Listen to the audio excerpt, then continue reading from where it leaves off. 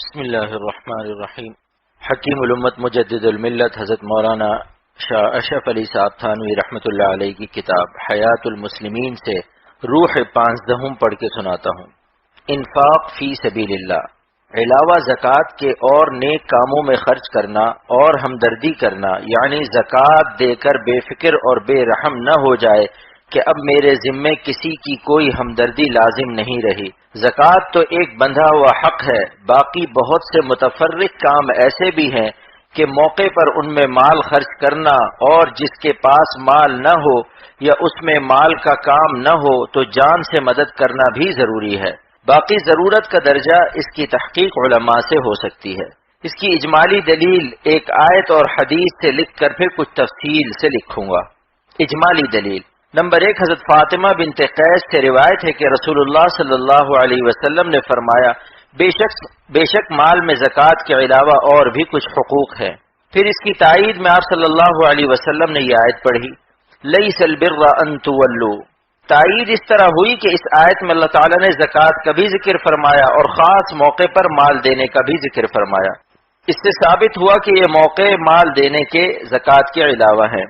یہ دعویٰ آیت اور حدیث دونوں سے ثابت ہو گیا، یعنی یہ کہ سائل کو اور قرض مانگنے والے کو محروم نہ کرے، برتنے کی چیز مانگے تو دینے سے انکار نہ کرے، پانی، نمک، آگ وغیرہ خفیف چیزیں ویسے ہی دے دے۔ آگے آیتوں اور حدیثوں سے زیادہ تفصیل معلوم ہوگی۔ تفصیلی دلیلیں آیت نمبر 2، فرمایا اللہ تعالیٰ نے، اور تم لوگ خرچ کیا کرو اللہ کی راہ میں۔ کون شخص ہے جو اللہ تعالیٰ کو قرض دے؟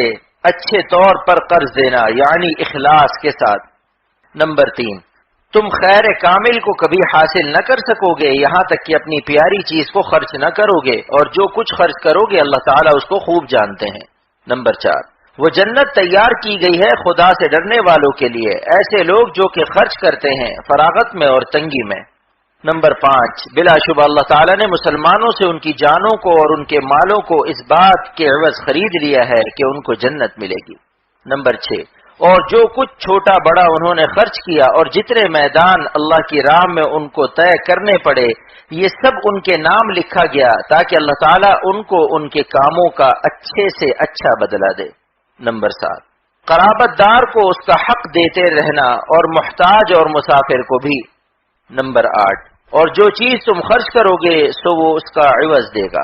نمبر 9، اور وہ لوگ خدا کی محبت سے غریب اور یتیم اور قیدی کو کھانا کھلاتے ہیں۔ اور بھی بہت آیتیں ہیں جن میں زکوٰۃ کی قید نہیں، دوسرے نیک کاموں میں خرچ کرنے کا مضمون مذکور ہے۔ احادیث حدیث نمبر 1، حضرت ابو ہریرہ رضی اللہ عنہ سے روایت ہے کہ رسول اللہ صلی اللہ علیہ وسلم نے فرمایا کہ اللہ تعالیٰ فرماتا ہے، اے بیٹے آدم کے، تو نیک کام میں خرچ کر، میں تجھ پر خرچ کروں گا۔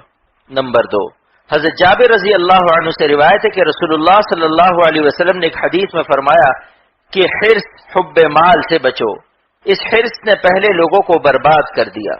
نمبر 3، حضرت ابو سعید رضی اللہ عنہ سے روایت ہے کہ رسول اللہ صلی اللہ علیہ وسلم نے فرمایا کہ اپنی حیات میں 1 درہم خیرات کرنا مرنے کے بعد 100 درہم خیرات کرنے سے بہتر ہے۔ نمبر 4، حضرت علی رضی اللہ عنہ سے روایت ہے کہ رسول اللہ صلی اللہ علیہ وسلم نے فرمایا، خیرات کرنے میں حتی الامکان جلدی کیا کرو، کیونکہ بلا اس سے آگے بڑھنے نہیں پاتی بلکہ رک جاتی ہے، ثواب کے علاوہ یہ دنیا کا بھی فائدہ ہے۔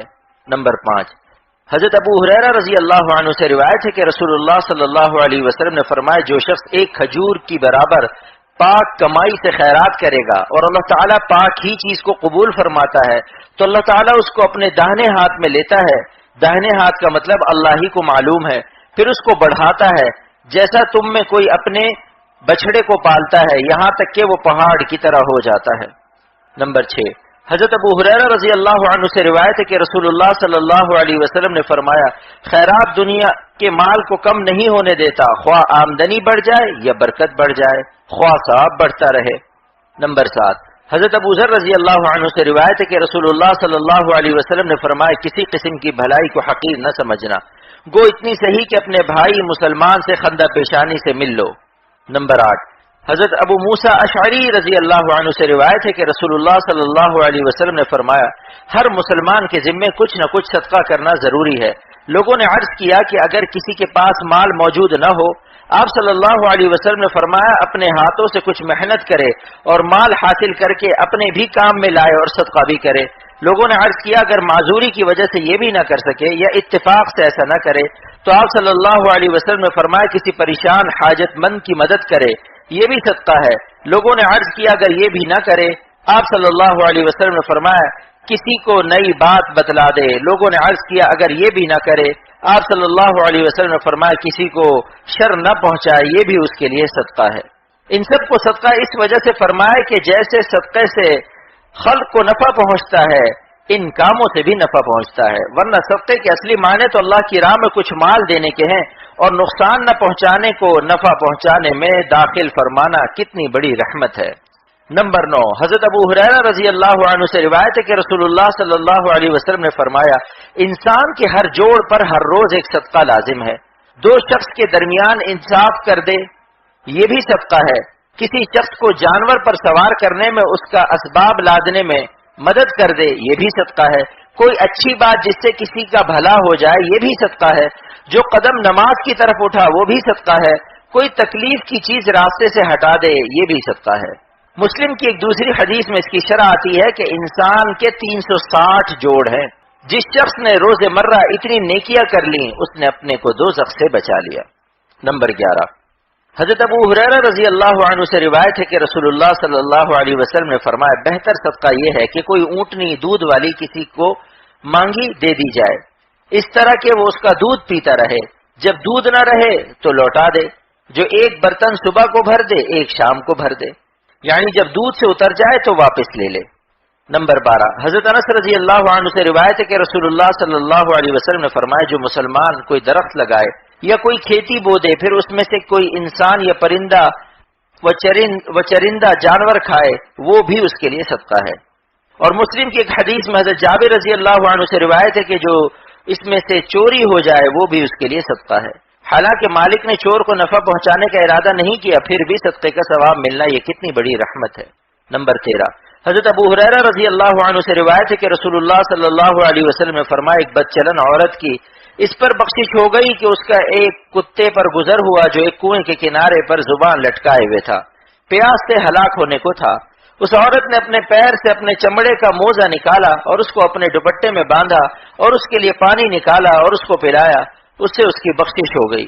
عرض کیا گیا ہم کو جانوروں کی خدمت کرنے میں بھی ثواب ملتا ہے؟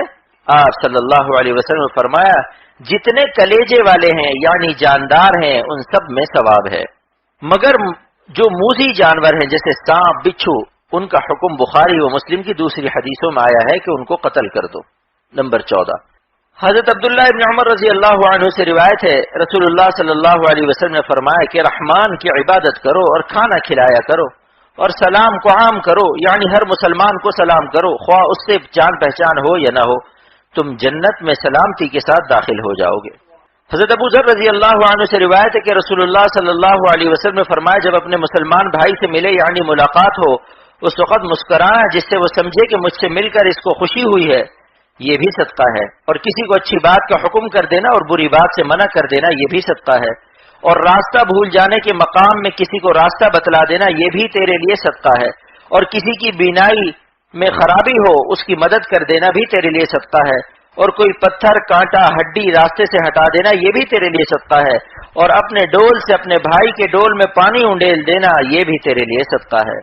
نمبر 16، حضرت سعد بن عبادہ رضی اللہ عنہ سے روایت ہے کہ انہوں نے عرض کیا کہ ام سعد یعنی میری والدہ مر گئیں، سو بتائیے کون سا صدقہ زیادہ فضیلت کا ہے جس کا ثواب ان کو بخشوں؟ آپ صلی اللہ علیہ وسلم نے فرمایا پانی۔ انہوں نے ایک کنواں کھدوا دیا اور کہہ دیا کہ یعنی اس کا ثواب ام سعد کے لیے ہے۔